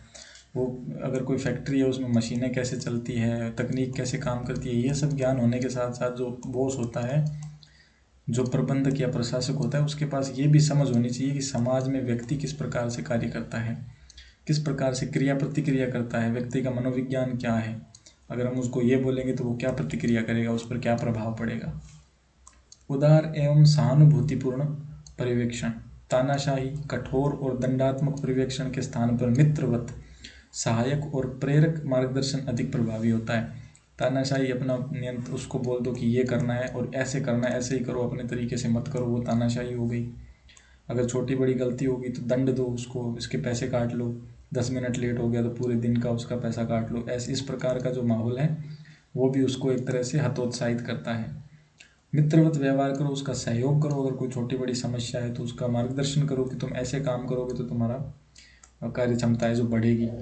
सहभागी निर्णय प्रक्रिया, इसमें यह है कि उनकी महत्वपूर्ण निर्णय लेते समय कर्मचारियों से परामर्श लेना। अगर कोई कंपनी है, कोई कर्मचारियों का ग्रुप है, 10 लोग हैं और एक उनका बॉस है, तो 9 लोगों को ऐसा नहीं कि आप उसको बस मैंने ये निर्णय लिया है तुम लोग ऐसे काम करो, इसकी बजाय उनसे राय लो। इसमें उसको क्या लगेगा कि यार मुझसे भी पूछते हैं, मेरी भी कहीं ना कहीं एक प्रकार से पहचान है यहाँ पे। तो ये महत्वपूर्ण होता है किसी भी संगठन में कार्य करने के लिए। अब ये वैज्ञानिक हैं चेस्टर आई बर्नार्ड। संगठन एक सहकारी प्रणाली। चेस्टर आई बर्नार्ड क्या कहते हैं, संगठन जो है एक सहकारी प्रणाली होती है। सहकारी यानी कि कोऑपरेटिव, जो एक दूसरे के सहयोग से चलने वाली चीज़ है संगठन। ऐसा नहीं कि अकेला कोई एक व्यक्ति उसको चला सकता है। इसकी मूल अवधारणाएं क्या है चेस्टर आई बर्नार्ड की। तो सहकारी प्रणाली में क्या मतलब है, बर्नार्ड के अनुसार संगठन केवल नियमों और पदानुक्रम का संग्रह नहीं है। ऐसा नहीं है कि जो संगठन है, जो कोई भी संस्था है, उसमें नियम है और पद हैं, छोटा बड़ा ऊपर नीचे, इतना ही नहीं है उसमें। यह एक सहकारी प्रणाली है, एक दूसरे को एक टीम की तरह जोड़ करके काम होने वाली जो संस्था होती है वो है संगठन, जहाँ व्यक्ति स्वेच्छा से अपने प्रयासों को समन्वित करके सामान्य उद्देश्यों को प्राप्त करते हैं। सब अपने अपने मन से काम करते हैं, सबको अपने अपना पूरा भागीदारी दी जाए, उनको भी व्यक्ति की तरह इज्जत सम्मान सब दिया जाए, फिर वो सब अपना प्रयास करेंगे उस जो भी उस संगठन का उद्देश्य है, जो भी उसका लक्ष्य है, उसको प्राप्त करने में। योगदान बनाम संतुष्टि का संतुलन। कर्मचारी तभी संगठन को अपना योगदान देगा जब उसे बदले में पर्याप्त संतुष्टि मिलेगी। यदि यह संतुलन बिगड़ता है तो कर्मचारी का योगदान घटता जाता है और अंततः संगठन छोड़ जाता है। अगर उससे पूछा ही नहीं जाएगा कोई निर्देश, कोई नियम बनाने से पहले, तो वो अपना योगदान नहीं देना चाहेगा, वो उसको छोड़कर जाने की ही सोचेगा। अब संगठन की सफलता। एक सफल संगठन वह है जो अपने सदस्यों को इतनी संतुष्टि प्रदान करे कि वे अपना सर्वोत्तम योगदान देने के लिए प्रेरित हो। संतुष्टि से क्या मतलब है? उसकी जो सामाजिक ज़रूरतें हैं, जो उसकी मनोवैज्ञानिक ज़रूरतें हैं, उन सबका ध्यान रखा जाए। उसको एक तरह से किसी प्रकार की मानसिक दुविधा ना हो उस संगठन में काम करने में। अब ये जो विद्वान हैं चेस्टर बर्नार्ड, और ये 1886 से 1961 तक जीवित थे, ये इनका जीवन काल था। और महत्वपूर्ण पुस्तक इन्होंने लिखी the function of execution. Execution यानी किसी चीज़ को करना, क्रियाकारी जो है, कोई भी कार्य है, कोई भी संगठन है, उसमें एग्जीक्यूट करना या कोई क्रियाविधि करना, उसको लागू करना, उस पर काम करना। तो ये उन्होंने पुस्तक लिखी थी और ये पुस्तक इन्होंने लिखी थी 1938 में। इसके बाद योगदान क्या है? संगठन सिद्धांत में सहयोग और प्रेरणा की अवधारणा को प्रतिपादित किया। संगठन जो है, कोई एक संगठन है, उसका एक बॉस होता है, उसके अंदर जो कर्मचारी होते हैं उसको एक दूसरे के साथ सहयोग की जो भावना है उसका नियम इन्होंने बनाया। ठीक है। अब प्रेरणा की अर्थव्यवस्था, जो प्रेरणा की जो इन्होंने जो नीति बनाई उसमें क्या था कि बर्नार्ड का मानना था कि प्रबंधन को विभिन्न प्रकार की प्रेरणाओं का उपयोग करके कर्मचारियों को प्रेरित करना चाहिए। प्रेरणा यानी कि इंसेंटिव्स, उनको किस किस तरह से एक तरह से अपने उत्साहित कर सकते हैं अपने काम करने के लिए किसी भी कंपनी या फैक्ट्री में। तो ये है मुद्रा। एक तो मुद्रा से व्यक्ति प्रभावित होता है, उसको वेतन दो, अच्छा वेतन दो, उससे बोनस दो, भत्ते दो और अन्य आर्थिक लाभ, पैसे से उसको लाभान्वित करो, वो ये प्रेरणा है। यानी कि उन्होंने 2 नियम बनाए थे प्रेरणा की अर्थव्यवस्था। अब पद व प्रतिष्ठा, पदोन्नति, उसको प्रमोशन मिलेगा। पहले छोटे पद पर काम करता है, फिर बड़े पद पर काम करता है, तो इस प्रकार से उसको प्रमोशन मिले, तो ये इससे भी उसकी एक तरह से जो मनोवैज्ञानिक जो आवश्यकता है वो उसकी पूर्ति होगी। उसका लगेगा कि हाँ, मैंने इस संगठन में कार्य किया तो इस संगठन ने मुझे प्रमोशन दिया, छोटे से बड़े पद पर पहुंचा दिया, उपाधियां दो, टाइटल्स उनको, और सामाजिक मान्यता भी मिलेगी। अब किसी का प्रमोशन होता है तो उसको एक प्रकार से समाज में भी उसका मान सम्मान बढ़ता है, तो वो भी एक प्रकार की प्रेरणा हो गई। भौतिक कार्य दशाएं, जैसे आरामदायक कार्यस्थल। 1-2 फैक्ट्रियां हैं, एक में ऐसा है कि बैठने की व्यवस्था नहीं है, पीने का पानी नहीं है, अच्छे से बिजली नहीं है, हवा भी नहीं है, गर्मी लगती है। उसमें काम करेगा कि एक में ये सारी सुविधाएं हैं, खाने पीने की व्यवस्था है, आराम करने की व्यवस्था है, कार्य करने का जो माहौल है वो अच्छा है, तो इसमें व्यक्ति काम करना चाहेगा, इसमें नहीं काम करना चाहेगा। तो जो भौतिक जो प्रेरणाएं हैं उसमें ये आते हैं। अब कार्य में आनंद जो है, रुचिकर और चुनौतीपूर्ण कार्य जो व्यक्ति की क्षमताओं का उपयोग करे। एक पढ़ा लिखा व्यक्ति है, उसको कोई ऐसा काम दो जो कोई भी कर सके, साधारण व्यक्ति, तो उसको उस कार्य में मज़ा नहीं आएगा, उसको लगता है तो कोई भी कर लेगा, इसमें कोई आनंद नहीं है, कोई चुनौती नहीं है, ऐसा कोई कठिन काम हो जिसको करने में मज़ा आए। तो इस प्रकार का जो कार्य में आनंद जो प्राप्त करने का जो अनुभव है वो भी एक प्रकार की प्रेरणा है, उससे भी कर्मचारी प्रभावित होता है। अब हम देखेंगे सामान्य प्रेरणाएं। अन्य प्रकार की सामान्य प्रेरणाएं क्या हो सकती हैं? तो सामान्य प्रेरणाओं में आता है सामाजिक संगतता, समूह का हिस्सा होने की भावना। उसको ऐसा लगे कि मैं भी इस फैक्ट्री का, इस संगठन का हिस्सा हूँ, मुझसे भी पूछा जाता है, मेरी भी राय ली जाती है। सामाजिक संबंध और बंधुत्व, भाईचारे की भावना बना के रखो। कार्य के तरीकों में सामंजस्य, स्पष्ट प्रतिक्रियाओं और समझ में आने वाले नियम बनाओ। सामान्य नियम बनाओ जो सबको समझ में आए। ऐसा नहीं कि एक व्यक्ति ऐसा है जिसको समझ ही नहीं आए कि ये नियम क्या है, फिर वो उस नियम को तोड़ दे तो फिर उसको दंडित करो। तो सामंजस्य के जो तरीके हैं वो आसान होने चाहिए। निर्णयों में व्यापक भागीदारी, अगर कोई निर्णय लिया जाता है, कोई भी रूल बनता है उस फैक्ट्री में, उस संगठन में, तो उसमें कर्मचारियों से पूछा जाना चाहिए कि आपका इसमें क्या राय है, आप क्या सोचते हो इसके बारे में, हम ऐसा कोई नियम अगर बनाते हैं तो। बंधुत्व की भावना, साथियों के साथ मजबूत भावनात्मक संबंध और परस्पर समर्थन। एक दूसरे, मतलब जो व्यक्ति हैं जो एक जगह पे काम करता है तो उनका एक तरीके से भाईचारे वाली भावना होनी चाहिए, वो दोस्त, एक तरह से उनकी दोस्ती हो जानी चाहिए, ऐसा माहौल होना चाहिए कार्यस्थल पर, ताकि उसका मन भी लगा रहे, उसकी सामाजिक पूर्ति भी होते ही रहे, वो एक दूसरे से गॉसिप बातें भी कर सके, तो उससे व्यक्ति का मनोरंजन भी होता रहता है और वो अकेला महसूस नहीं करता है। तो ये अन्य प्रकार के इंसेंटिव है जो प्रेरणाएं चेस्टर आई बर्नार्ड ने बताई थी। ठीक है, और अब हम देखेंगे इसके बाद हम करने वाले हैं तो अगली स्लाइड में हम कर लेंगे बर्नार्ड की सत्ता की स्वीकृति और उदासीनता का क्षेत्र। जो बर्नार्ड है, इन्होंने सत्ता की स्वीकृति और उदासीनता के क्षेत्र के विषय में क्या कहा है, इस विषय में संगठन में वो क्या बता रहे हैं, तो वो देखते हैं। सत्ता का स्वीकृति सिद्धांत क्या कहता है। बर्नार्ड ने प्रबंधन में सत्ता की प्रारंभिक समझ को चुनौती दी। उनका क्रांतिकारी तर्क था, सत्ता ऊपर से नीचे नहीं बल्कि नीचे से ऊपर जाती है। सत्ता की वास्तविकता इस बात में निहित है कि अधीनस्थ उसे स्वीकार करता है या नहीं। यानी कि सत्ता की स्वीकृति, एक व्यक्ति है जो इस संगठन का बॉस है, उसके नीचे व्यक्ति काम करते हैं। ठीक है, तो ऐसा नहीं होना चाहिए। सत्ता यानी कि सरकार यानी कि शासन, उन पर जो राज करने का जो है, शासन करना, उन पर नियंत्रण करने का जो तरीका है वो ऊपर से नीचे नहीं आना चाहिए कि ऊपर वालों ने कोई नियम बना दिया और उसको नीचे वाले फॉलो करें। वो नियम ऐसा होना चाहिए कि उसमें इनकी भी भागीदारी हो और वो कहें कि हाँ ये नियम अगर है तो हम उसमें काम करेंगे, हमें कोई आपत्ति नहीं है। तो अगर वो नीचे वाले ऐसा नियम बना देगा ऊपर वाला और नीचे वाले उसको स्वीकार ही नहीं करेंगे तो एक तरह से उसकी सरकार, उसका प्रशासन तो फेल हो गया ना।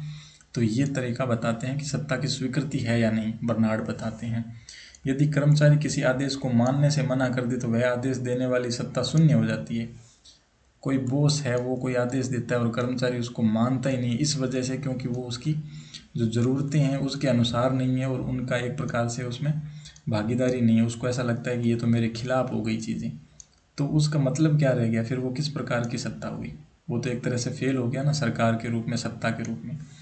सत्ता का स्रोत अधीनस्थ की स्वीकृति है, न कि पद या शक्ति। जो शक्ति है इसके पास, इस इंसान के पास जो निर्णय लेने की क्षमता है, जो नियम बनाने की जो पावर है, वो इसमें है कि वो नीचे वालों को भी स्वीकृत हो। अगर नीचे वाले स्वीकार नहीं करेंगे तो बने रहेंगे, इसके नियम पड़े रहेंगे, उसको कोई पालन नहीं करेगा। अब इसमें क्या क्या गुण होने चाहिए, इसके नियम में क्या क्या विशेषता होनी चाहिए वो देख लेते हैं। सत्ता के अंदर तो स्पष्टता और समझ होनी चाहिए। आदेश ऐसा हो कि स्पष्ट हो, इसमें कोई जैसे ढकी छुपी बात ना हो कि जिसको बाद में उनको दिक्कत हो। सरल हो, समझने में आसान हो, जिसको पढ़े लिखे से और अनपढ़ लेकर के सारे व्यक्ति उसको समझ सके। अस्पष्ट या जटिल आदेश भ्रम पैदा करते हैं और स्वीकृति में बाधा बनाते हैं। अब कोई ऐसी चीज़ हो जो समझ में ना आए और इसमें ऐसा लगे कि यार ये पूरी तरह से बात समझ नहीं आई, तो फिर उसको स्वीकार करने में हिचकिचाते हैं कर्मचारी। संगठन की सुसंगति, आदेश संगठन के उद्देश्यों और मूल्यों के साथ मेल खाना चाहिए। ऐसा नियम होना चाहिए जिसमें जो संगठन है, जो काम करने वाली जो कंपनी, जो संस्था है, उसके जो उद्देश्य हैं, जैसे एक स्कूल का उद्देश्य क्या होता है, बच्चों को अच्छी से अच्छी शिक्षा देना, और एक आप ऐसा आदेश दे रहे हो जिसमें बच्चों को शिक्षा के अलावा कुछ और करवाने पर महत्व दिया जा रहा हो, तो ऐसा आदेश नहीं होना चाहिए। तो पूरे संगठन की उस पर एक तरीके से सहमति होनी चाहिए। यदि आदेश संगठनात्मक लक्ष्यों से विचलित करता है तो उसे स्वीकार नहीं किया जाएगा। अब स्कूल में आप एक ऐसा नियम बना दो कि बच्चों को हम 3 घंटे नींद लेने के लिए बोल देंगे, या फिर जो 8 जो पीरियड लगते हैं उसमें से 5 घंटे हम उनको खेलवाने के लिए ले जाएंगे, तो कोई कर्मचारी उसको स्वीकार नहीं करेगा। वो बोल देंगे कि ये तो हमारी संस्था का जो नियम है, हमारा जो लक्ष्य है उसके खिलाफ है। अब व्यक्तिगत हितों का सम्मान करना, आदेश व्यक्ति के निजी हितों, मूल्यों या नैतिक सिद्धांतों के विरुद्ध नहीं होना चाहिए, अन्यथा वह व्यक्ति के भीतर संघर्ष उत्पन्न करेगा। ऐसा आदेश भी आप नहीं दे सकते जो कोई व्यक्ति है उसके नैतिक मूल्यों के सिद्धांत के विरुद्ध हो। जैसे कि आप अब किसी शिक्षक, एक स्कूल का उदाहरण लेते हैं, एक स्कूल के अंदर जो हेडमास्टर है या जो प्रिंसिपल है, वो अपने किसी टीचर को ये नहीं बोल सकता कि आप किसी एक बच्चे को पढ़ाओ मत, उसको इस तरह से गलत बातें बताओ या फिर उसका किसी प्रकार से अनैतिक चीज़ें उससे करवाने को बोलो, तो वो शिक्षक नहीं करेगा, क्योंकि वो उसके मूल्य हैं। उसने सोच रखा है कि मैं झूठ नहीं बोलूँगा, किसी के साथ गलत नहीं करूँगा, तो वो उसके मूल्यों के विपरीत जा रही है तो वो नहीं करेगा। या फिर धर्म से आधारित कोई चीज़ हो सकती है जिसमें किसी धर्म में अगर कुछ चीज़ करनी अनिवार्य या फिर गलत है, अनैतिक है, और आप उसको बोलो कि तुम्हें ये करना है उस कंपनी के नाम पर या अपने संगठन के नाम पर, तो वो उसको भी मना कर देगा। क्षमता और साधन का बिंदु देखिए, व्यक्ति शारीरिक और मानसिक रूप से आदेश को पूरा करने में सक्षम होना चाहिए। ये नहीं है कि आप व्यक्ति सक्षम ही नहीं है, कोई पढ़ा लिखा व्यक्ति है, उसको चलो आप कागजी कार्रवाई या खाते का काम दे दो, अकाउंट्स का काम देखने को दे दो अपने संगठन में, वो कर लेगा। लेकिन एक अनपढ़ व्यक्ति है जो अपने मजदूरी का काम करता है उसी कंपनी में, तो उसको आप वो काम दोगे तो वो कैसे करेगा? क्षमता के अनुसार भी होना चाहिए और उसके पास आवश्यक संसाधन उपलब्ध होने चाहिए। आपकी कोई संगठन है, उसके अंदर मान लो कंप्यूटर नहीं है, लैपटॉप नहीं है, कोई साधन ही नहीं है और आप उसको बोल दो कि आपको ये टाइपिंग करनी है, तो वो कैसे करेगा? उसके पास साधन भी तो होना चाहिए। तो ये कुछ लक्षण हैं, कुछ विशेषताएं हैं जो नियमों के अंदर होनी चाहिए, तभी उसको स्वीकार किया जाएगा। अब जोन ऑफ इंडिफरेंस या उदासीनता का जो क्षेत्र है उसमें क्या है? बर्नार्ड ने यह अवधारणा प्रस्तुत की कि केवल व्यक्ति एक उदासीन क्षेत्र होता है, केवल प्रस्तुत की कि प्रत्येक व्यक्ति एक उदासीन क्षेत्र होता है। अब ये इन्होंने क्यों कहा, ये समझते हैं। वे आदेश जिन्हें अधीनस्थ बिना किसी प्रश्न या विरोध के स्वीकार कर लेते हैं क्योंकि उनके कार्य क्षेत्र के स्वाभाविक और अपेक्षित हिस्से होते हैं। अब ऐसा नियम जो कि ठीक है, ये तो नॉर्मल है, इस जगह पे ऐसे ही नियम होने चाहिए, तो उसको तो कर्मचारी अपने आप स्वीकार करेगा। उदाहरण देखते हैं। एक अकाउंटेंट जो बिना सवाल किए किसी वित्तीय रिपोर्ट तैयार करने का आदेश स्वीकार करेगा उदासीनता के क्षेत्र के भीतर, लेकिन यदि उसे मार्केटिंग करने का कहा जाए तो वह प्रश्न उठाएगा, क्षेत्र के बाहर हो गया। अब उदासीनता का क्षेत्र क्या होता है? जिसमें इनडिफरेंस, यानी कि उसमें कोई मतभेद नहीं रहता आपको। अगर आपको एक अकाउंट का एक मुनीम है या एक खाते का काम करने वाला कर्मचारी है आपके संगठन में, आप उसको किसी एक फाइनेंशियल रिपोर्ट या पैसे से लेन देन संबंधी, खाता बही संबंधी काम अगर देते हो तो वो कर लेगा। लेकिन उसको आप बाज़ार में बोलो कि आप मार्केटिंग में चले जाओ, आप हमारा ये प्रोडक्ट है उसको बेच करके आओ, उससे पैसे बनाओ, या फिर बाहर इसको बेचने के लिए निकल जाओ, तो वो उसकी क्षमता ही नहीं है, वो उदासीन क्षेत्र से बाहर आ जाता है। उदासीन का मतलब होता है जहाँ पर कोई प्रतिक्रिया नहीं होती, जिस चीज़ का कोई विरोध नहीं होता। अगर वो अकाउंटेंट है तो वो इस चीज़ का क्यों विरोध करेगा, खाते से संबंधित काम का? लेकिन उसके अपने क्षेत्र से बाहर काम का आते ही वो उदासीन क्षेत्र से बाहर हो जाता है, उस पर उसका मतभेद होना शुरू हो जाता है। अब प्रबंधकीय निहितार्थ। प्रभावी प्रबंधक वह यह समझते हैं कि किस प्रकार आदेश के उदासीन क्षेत्र में आते हैं और वे उन्हीं आदेशों पर ध्यान केंद्रित करते हैं। जो आदेश इस क्षेत्र से बाहर जाते हैं उनके लिए विशेष स्पष्टीकरण और प्रेरणा की आवश्यकता होती है। अब देखो, जो प्रबंधक है, जो मैनेजर है, जो भी संस्था का बॉस है, उसको ये पता होना चाहिए अच्छे से कि ये उदासीन क्षेत्र में आने वाला आदेश है और ये उदासीन क्षेत्र से बाहर जाने वाला आदेश है। अगर कभी ऐसा भी हो कि उदासीन क्षेत्र से बाहर जाने वाला आदेश है तो उसके लिए उसको अलग से प्रेरणा देने की ज़रूरत पड़ती है, अलग से उसको मोटिवेट करना पड़ता है कि हाँ तुम ये कर सकते हो, हम तुम्हें ये सहायता देंगे, इस प्रकार से मदद करेंगे। अगर आता भी है और करना ज़रूरी होता है तो ऐसा नहीं कि उस पर वो कार्य थोप दिया जाए।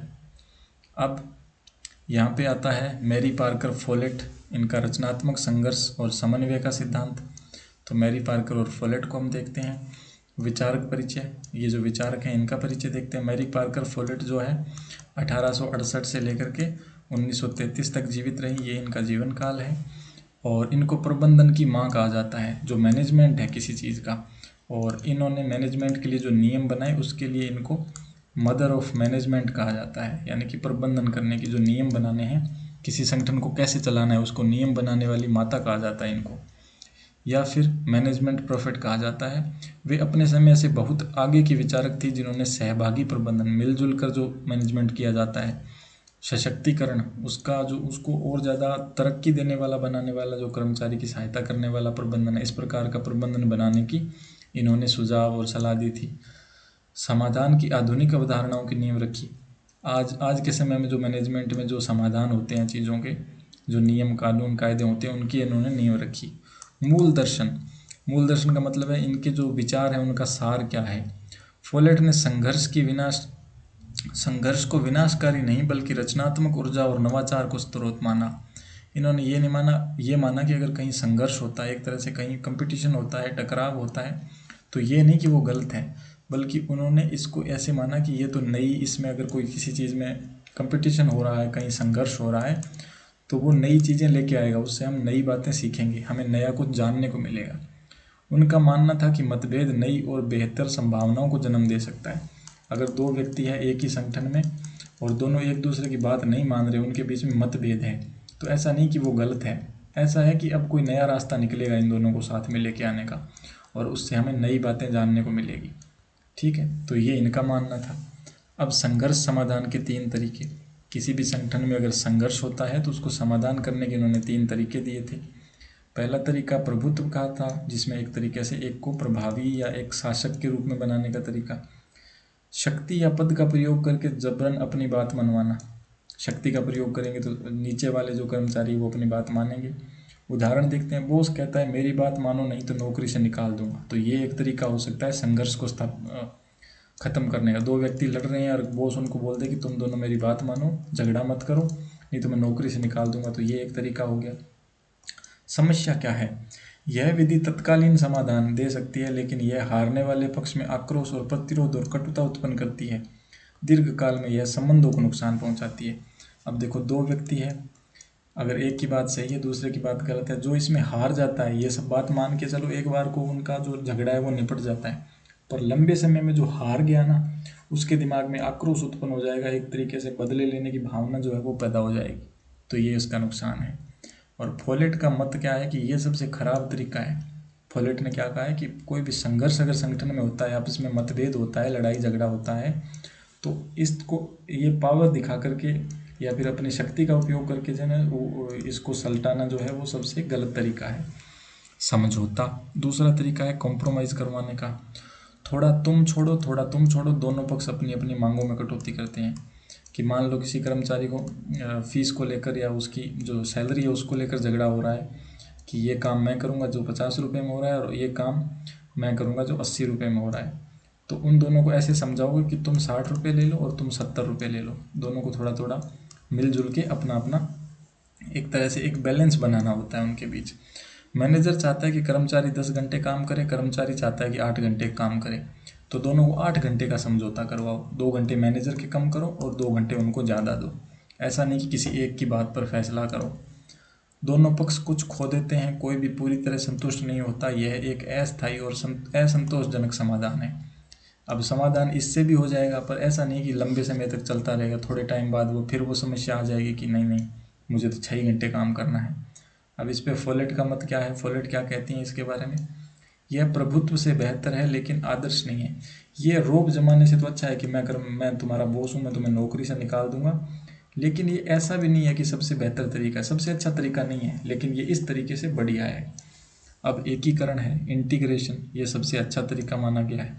देखिए, यह सर्वोत्तम विधि है जो विन विन स्थिति बनाती है। लेकिन इंटीग्रेशन होता क्या है इसको समझते हैं। दोनों पक्षों की मूल अवधारणा, आवश्यकताओं और इच्छाओं को समझकर ऐसा नया समाधान खोजना जिसमें किसी को कुछ छोड़ना न पड़े। देखिए, दोनों पक्षों की मूल आवश्यकताएं, कौन क्या चाहता है, दोनों साइडों से पता करो। उसके बाद उनकी इच्छाओं को समझो और ऐसा समाधान निकालो जिसमें दोनों को अपनी जो मांगे हैं वो पूरी हो जाए। उदाहरण, दो विभाग एक कमरे को लेकर विवाद में है, समझौते में कमरे को बांट देते हैं, दोनों असंतुष्ट हो गए। एकीकरण में यह पता लगाया जाता है कि एक विभाग सुबह काम करना चाहता है, दूसरा शाम को काम करना चाहता है, तो दोनों को ही कमरा मिल गया। मान लो एक कंपनी में 2 विभाग हैं और एक काम करता है सुबह 9 बजे से लेकर के 1 बजे तक, और दूसरा विभाग काम करता है 2 बजे से लेकर 6 बजे तक, तो दोनों को ये सेम कमरा मिल सकता है ना, इससे समाधान हो गया। तो ये सबसे अच्छी विधि है। इसमें ना तो पूरा किसी पे रोब जमता है, ना ही ऐसा होता है कि उसको आधी आधी बातें माननी पड़ी और बाकी बातें उसकी नहीं मानी जाए, तो असंतोष भी नहीं रहेगा। अब ये है। अब अगला जो नियम है वो है स्थिति का नियम, लॉ ऑफ सिचुएशन। फोलेट का एक और महत्वपूर्ण योगदान स्थिति का नियम है। अब फोलेट ने ये चौथा नियम भी दिया है, स्थिति का नियम। इसमें आदेश बॉस का नहीं होना चाहिए जो आदेश है वो बॉस को नहीं देना चाहिए, बल्कि परिस्थिति की मांग होनी चाहिए। अब ऐसी परिस्थिति हो जिसमें कर्मचारी खुद ही समझ जाए कि अब हमें क्या करना है, बॉस को कुछ कहना ही ना पड़े। व्यक्ति को आदेश नहीं देना चाहिए, बल्कि दोनों की स्थिति को आदेश का पालन करना चाहिए। उदाहरण, यदि दुकान में भीड़ है तो मैनेजर को यह नहीं कहना चाहिए कि मैं कर रहा हूँ कि ज़्यादा काउंटर खोलो, बल्कि भीड़ की स्थिति देखते हुए हमें अधिक काउंटर खोलने होंगे। कर्मचारी खुद ही समझ जाना चाहिए कि ज़्यादा तेज़ी से काम करना होगा और 1-2 काउंटर और खोल दें जिससे ग्राहक जल्दी से निपट जाएंगे। तो ये भी एक समाधान है।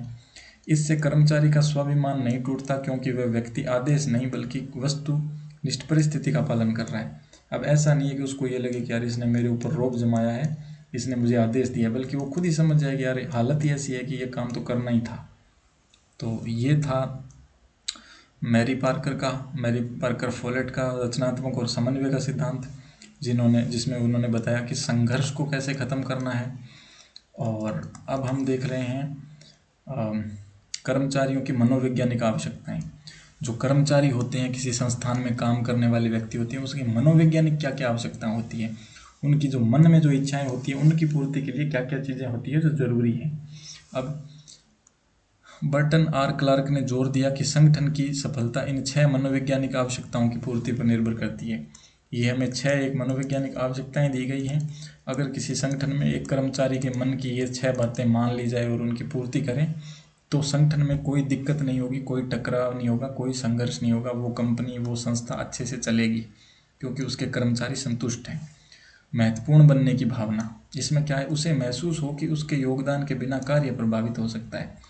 कोई व्यक्ति काम करता है आपकी संस्था में तो उसको ऐसा लगना चाहिए कि यार मेरे बिना तो यहाँ पे काम होगा ही नहीं। तो उससे उसको क्या है कि उसके मन में एक वहम रहता है, उसको लगता है कि यार सही में मैं बहुत ज़रूरी हूँ, मैं इम्पोर्टेंट हूँ। दूसरा, आत्मसम्मान, अहंकार की तुष्टि।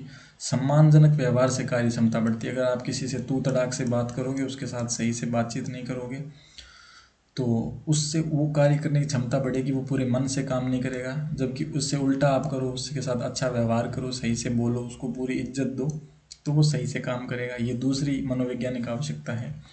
तीसरा है सामाजिक मान्यता। कर्मचारी को समाज और संगठन में एक सामाजिक स्थान मिले, सम्मानित स्थान मिले उसको।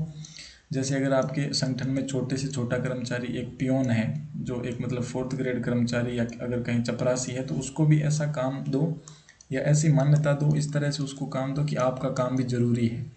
ये नहीं कि तुम तो छोटे हो, तुम तो ऐसे ही हो, तुम क्या कर लोगे, तुम्हारी हमें कोई ज़रूरत नहीं।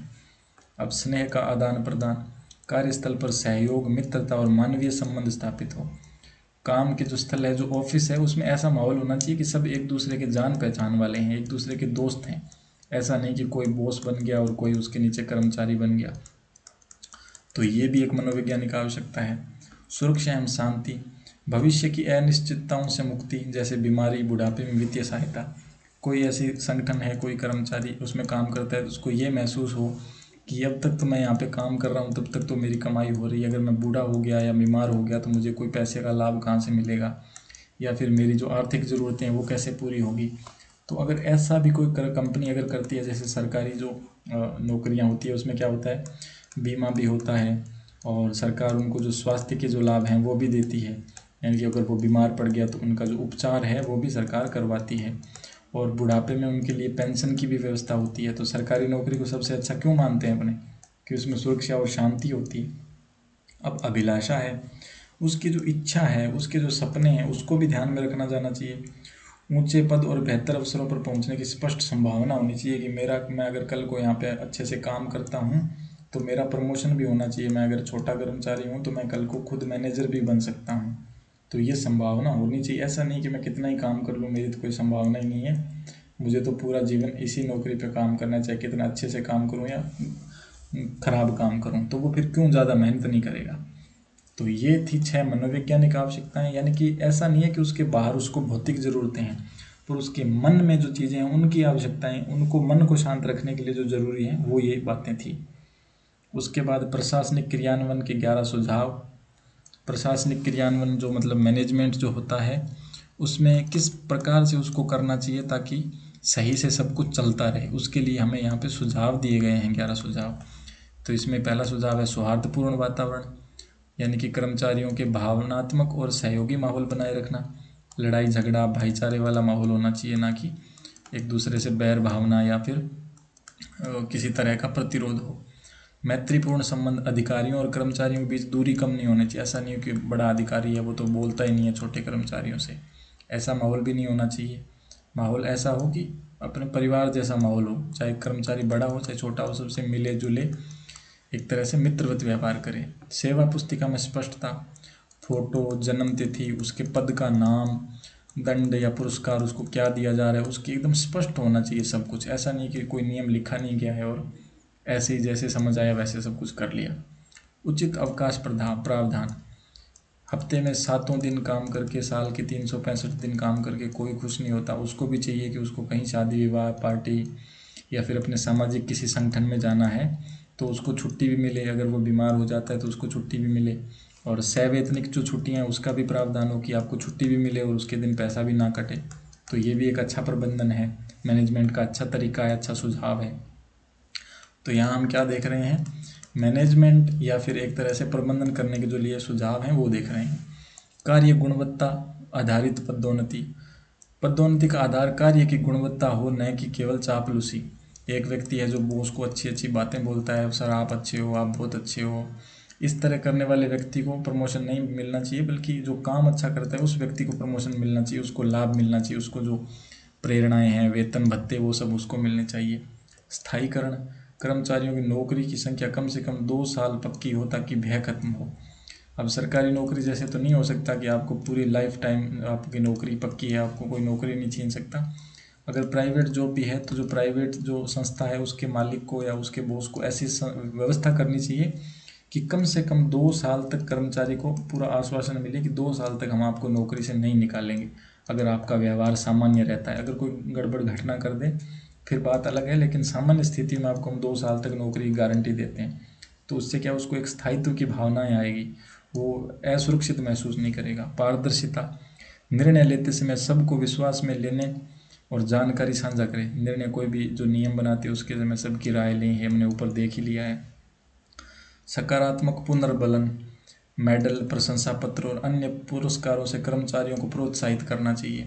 आर्थिक सुरक्षा, पीपीपी, ग्रेचुटी और पेंशन जैसी व्यवस्थाएं करें। ये सरकारी जो स्कीम होती है, एनईपी, ये आपने सुना होगा, एनपीएस जो है या ओपीएस जो सरकारी जो व्यवस्थाएं हैं, या ईपीपी, ग्रेचुटी जैसे न्यू पेंशन स्कीम, जिसमें थोड़ा थोड़ा पैसा, मान लो एक कर्मचारी की 10,000 सैलरी है, उसमें वो 700 रुपये हर महीने जमा करता है और 700 रुपये ही उसकी कंपनी उसकी तरफ से उसकी पेंशन फंड में डाल देगा, और जब वो रिटायर होगा तो वो पैसा जब इकट्ठा होगा तो उसको थोड़ा थोड़ा करके हर महीने मिलता रहेगा। तो अगर ऐसी व्यवस्था होगी तो उसको आर्थिक सुरक्षा भी रहेगी, ये नहीं कि जब काम छोड़ देंगे या बुढ़ापा आएगा तो तब क्या करेंगे। तो इस प्रकार की व्यवस्था भी संगठन में करी जा सकती है। उपयुक्त वेतनमान, कार्य के अनुसार सम्मानजनक और न्याय संगत वेतन प्रदान करें। ऐसा नहीं हो कि महिला है तो उसको कम वेतन दे दिया और कोई पुरुष है तो उसको ज़्यादा वेतन दे दिया। काम के अनुसार वेतन मिलना चाहिए। सांस्कृतिक गतिविधियाँ, अब ये भी नहीं है कि 7 दिन 365 दिन पूरे साल आप काम ही काम पर ध्यान दो। कभी कभार ऐसा भी हो गया कि कोई कर्मचारी अगर रिटायर हो रहा है तो उसके लिए फेयरवेल पार्टी रख ली, किसी ने अच्छा काम किया तो उसको पुरस्कार दे दिया, या फिर उसके लिए एक छोटी सी अपनी संस्था के अंदर ही पार्टी रख ली, जिससे क्या है कि सांस्कृतिक व्यवस्था बनी रहती है। थोड़ा कभी कभार सामाजिक माहौल भी बन जाता है, उससे भी एक पारिवारिक माहौल बनता है, कर्मचारी का मन लगा रहता है। तो संगठन में उत्सव और खेल कूद का नियमित आयोजन भी करना चाहिए। तो ये जो नियम है, ये जो 11 सुझाव थे हमने पढ़े, ये इन सुझावों से हमें क्या पता लगता है कि जो प्रबंधन है किसी संस्था को चलाने के लिए किस तरह की व्यवस्था करनी चाहिए, ये 11 सुझाव हमने पढ़े। अब हम देखेंगे मुख्य अवधारणाओं का प्रवाह, और ये एक तरीके से हमारा रिवीजन है। औद्योगिक अशांति क्या थी ये हमने देखा। हरथौन प्रयोग, जो एक फैक्ट्री में 4 प्रयोग किए गए थे, वो हमने देखे। और सामाजिक मानव का सिद्धांत, यानी कि इंसान जो है एक सामाजिक प्राणी है, और वो इन चीज़ों से कैसे प्रभावित होता है, उसकी क्या सामाजिक ज़रूरतें होती है, मानसिक ज़रूरतें होती है, मनोवैज्ञानिक ज़रूरतें होती हैं, उनको पूरा करना किसी एक संगठन, एक संस्था के मैनेजमेंट के अंदर ज़रूरी चीज़ें होती है, अन्यथा वो लॉन्ग टर्म में, दीर्घकाल में वो जो संस्था है वो स्थायी रूप से नहीं चल पाएगी। और प्राधिकरण की स्वीकृति, ये हमने देखा, ये जो मैडम थी इन्होंने बताया कि जो संगठन है उसको कोई फॉलो ही नहीं करेगा, उसके नियम को कोई मानेगा ही नहीं, तो उसकी फिर सत्ता और उसकी जो प्रशासन है वो किस काम का। तो ये हमने रिवीजन कर लिया। अब प्रशासन के मानवीय सिद्धांत की विकास यात्रा। अब प्रशासन के अंदर जो मानवीय सिद्धांत है ये हमने इस तरह से ये आगे बढ़े। पहले औद्योगिक अशांति हुई, फिर अर्थोन प्रयोग हुआ, फिर सामाजिक मानव का सिद्धांत हुआ, फिर प्राधिकरण की स्वीकृति का सिद्धांत हमने पढ़ा। तो ये हमने इस अध्याय में जो भी हमने पढ़ा उसका रिवीजन किया। और अब हम यहाँ पे देखेंगे 2 प्रश्न। जो आपने अब तक जो कुछ भी सीखा, ये हमारा यहाँ पे लेक्चर ख़त्म होता है, और अब तक हमने जो कुछ भी सीखा उसके आधार पर ये आपसे 2 प्रश्न पूछे जा रहे हैं, तो आपको अपने हिसाब से इनके उत्तर देने हैं। पहला प्रश्न है, मेयो के हॉथॉर्न प्रयोग के अंतर्गत साक्षात कार्यक्रम में कुल कितने कर्मचारियों के इंटरव्यू लिए गए थे। अब ये आपको याद रखना है और बताना है। आप बताइए, 30,000 थे, 15,000 थे, 20,000 थे, या फिर 5,000 थे, कितने कर्मचारियों का इंटरव्यू लिया गया था। तो अगर आप इसका जवाब सही से दे पा रहे हैं तो आपने इस लेक्चर को अच्छे से देखा है और समझा भी है। उसके बाद विश्लेषणात्मक प्रश्न से आपको बताना है, यदि आप एक स्कूल के प्राचार्य हैं, आप एक स्कूल के प्रिंसिपल हैं, तो मैरी पार्कर फोलेट के स्थिति के नियम कि शिक्षकों को पर कैसे लागू करेंगे। अब स्थिति का एक नियम पढ़ा था जिसमें हमने पढ़ा था कि कोई भी संस्था है उसमें जो भी बॉस होता है, जो भी प्रबंधक होता है, वो अपने नीचे के जो कर्मचारी होते हैं उनको आदेश नहीं दे, और ना ही कर्मचारी ऐसा हो कि वो काम चोरी करे। बस वो जैसी स्थिति है, जैसे दुकान पर काउंटर का उदाहरण हमने समझा था कि भीड़ ज़्यादा होने पर अगर दूसरा काउंटर खोलना पड़े तो कर्मचारी खुद से ही वो काम कर ले, जिससे उसको ऐसा लगेगा कि ना तो उसने मुझे आदेश दिया, जिसमें उसको छोटा होने की भावना भी नहीं महसूस होगी, और उसको आत्मसम्मान भी मिलेगा कि मैंने स्थिति को समझते हुए कार्य को किया। तो उस उदाहरण को आपने समझ करके बताना है कि अगर आप एक स्कूल के प्रिंसिपल हैं तो आप इस स्थिति के जो नियम है उसको कैसे लागू करेंगे अपने शिक्षकों पर।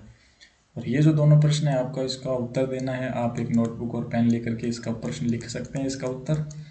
और मुझे पूरी उम्मीद है कि आपने इन दोनों प्रश्नों का उत्तर आप अच्छे से दे सकते हैं, आपने लेक्चर को अच्छे से किया है।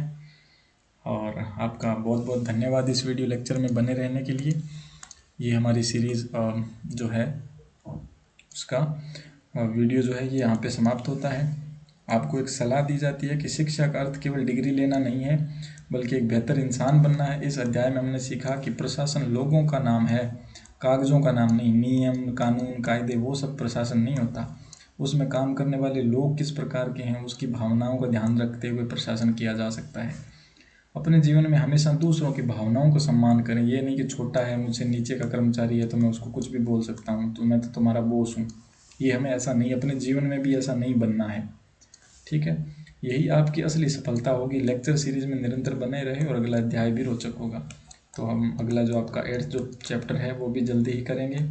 और इस जो चैप्टर के जो नोट्स हैं वो आपको नीचे डिस्क्रिप्शन में लिंक दिया गया है, वहाँ से आप डाउनलोड कर सकते हैं। अगर वहाँ पे आपको आप नहीं ढूंढ पा रहे हैं तो हमारी वेबसाइट आप गूगल पे ECC डिप्लोमा राजस्थान लिख करके सर्च कर सकते हैं और उसमें जो पहली वेबसाइट आएगी उसके लिंक से आप इसके नोट्स डाउनलोड कर सकते हैं। तो चलिए बाय बाय। ये लेक्चर यहीं पे समाप्त होता है। आपसे मिलेंगे अगले वीडियो लेक्चर के दौरान।